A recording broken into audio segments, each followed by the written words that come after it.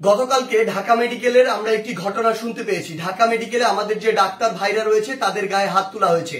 যে যারা হাত তুলেছে তারা কি অভিযোগ করেছে? তারা অভিযোগ করেছে সেখানে নাকি একজন যে পেশেন্ট মারা গিয়েছিল সেখানে ডক্টরদের গাফিলাতি ছিল, ওই ঢাকা মেডিকেলের গাফিলাতি ছিল।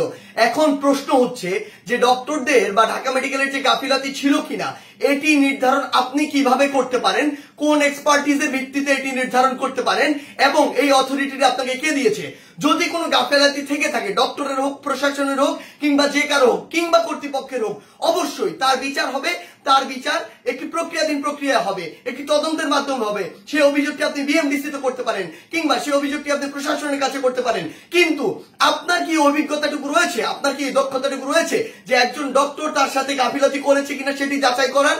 আমাদের সবচেয়ে বড় এখন যে সমস্যাটি হয়ে গিয়েছে, আমরা এই বাঙালিরা অধিকাংশ ক্ষেত্রে অধিকাংশ বাঙালি নিজেদেরকে সব জায়গার দক্ষ মনে করি এবং সব জায়গায় নিজের নাক গলাতে যাই। আপনি আমাকে একটি জিনিস বলুন, যে ডাক্তার 5 বছর ধরে এমবিবিএস পাস করলো, 1 বছর ইন্টার্ন করলো, এরপর বছর বছর ধরে বিভিন্ন ডিগ্রি নিল, পড়াশোনা করলো, তিনি একজন পেশেন্টকে যেভাবে ডিল করেন, তিনি পেশেন্টের ভিতরের এবং বাইরের বিষয়গুলো যেভাবে জানেন, যেভাবে ট্রিটমেন্ট করেন, আপনি কিভাবে মনে করেন আপনি সেই পড়াশোনা না করে শুধু বাইরে থেকে দেখে নিজের চোখে যা মনে হলো তা দেখে তাকে একটি নির্দিষ্ট রেজাল্ট দিয়ে দিচ্ছেন, একটি নির্দিষ্ট ব্লেম দিয়ে দিচ্ছেন? আমাদের জায়গা থেকে স্পষ্ট বার্তা, এরকম একটি ব্লেম দিয়ে আসলে যখন আপনি একজন ডক্টরের গায়ে হাত তুলেন তখন আপনি যে কাজটি করেন সেটি আমরা বৈষম্য বিরোধী ছাত্র আন্দোলন আমাদের জায়গা থেকে কোনোদিনও সমর্থন করতে পারি না। আপনাদের যদি কোনো অভিযোগ থাকে সেই অভিযোগটি আপনি জানাতে পারতেন। আমরা জানি আমাদের এই পুরো প্রসেসটিতে, এই ছাত্র জনতার অভ্যুত্থানে ডক্টররা কিভাবে ওই হসপিটালের ভিতর থেকে, ওই ইমার্জেন্সি থেকে তাদের ভূমিকাটি রেখেছে। আমরা দেখেছি যখন কিছু সরকারের পাঁচাটা স্পিরিট, ডক্টরদের যে স্পিরিট, সেই স্পিরিটটি যাদের মধ্যে নাই, এমন গুটি কয়েক ডক্টর যখন ওই ছাত্র জনতার গণঅভ্যুত্থানে আমাদের আহত ভাইদের চিকিৎসা দিতে বাধা দিচ্ছিল, তখন অধিকাংশ ডক্টর নিজের জায়গা থেকে রিস্ক নিয়ে আমাদের ওই ভাইদেরকে চিকিৎসা দিয়েছিল। এমন অধিকাংশ ডক্টর রয়েছে যারা ডক্টরদের স্পিরিটটি ধারণ করে এবং আমাদের এই পুরো সময়টিতে আজকে পর্যন্ত আমার হসপিটালে যে আহত ভাইগুলো রয়েছে তাদেরকে নিরবিচ্ছিন্ন সেবা দিয়ে যাচ্ছে, নিজের কথা চিন্তা না করে। সেই জায়গায় যখন এরকম করে কোন একজন আমার ডক্টর ভাইয়ের উপর এভাবে হাতটি তুলে, আমরা এটি কখনো সমর্থন করতে পারি না।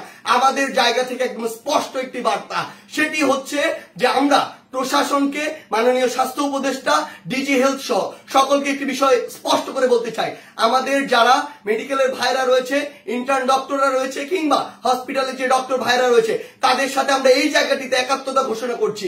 তাদের নিরাপত্তার সর্বোচ্চ ব্যবস্থা করতে হবে। তারা দিনরাত 24 ঘন্টা আমাদের জন্য কাজ করছে, অথচ কেউ একজন চাইলো আর একটা ব্লেম দিয়ে তাদের গায়ে এসে হাত দিয়ে দিল, এটি আমরা আমাদের জায়গা থেকে কখনো মানতে পারি না। আমাদের জায়গা থেকে এটা একটি স্পষ্ট বার্তা হচ্ছে তাদের এই নিরাপত্তার ব্যবস্থাটি করতে হবে। এবং গতকালকে ঢাকা মেডিকেলে যদি ওই পেশেন্টের মৃত্যুর জন্য কোনো কর্তৃপক্ষের হোক, ডক্টর হোক গাফিলাতি থেকে থাকে, তদন্ত সাপেক্ষে তার যেমন বিচারের আওতায় তাকে আনতে হবে। কিন্তু গতকালকে ওই আমার ডাক্তার ভাইয়ের গায়ে যে হাতটি তুলেছে, অপারেশন থিয়েটার থেকে বের হওয়া একজন ডক্টরকে, তার অবশ্যই দ্রুততম সময়ের মধ্যে তাকেও গ্রেফতার করে তাকেও বিচারের আওতায় আনতে হবে। আমাদের জায়গা থেকে স্পষ্ট একটি বার্তা, আইন নিজের হাতে তুলে নেওয়ার মতো অন্যায়টি যদি আপনি করেন তাহলে আপনার পক্ষে কোনোদিন আমাদের অবস্থান থাকবে না। ধন্যবাদ।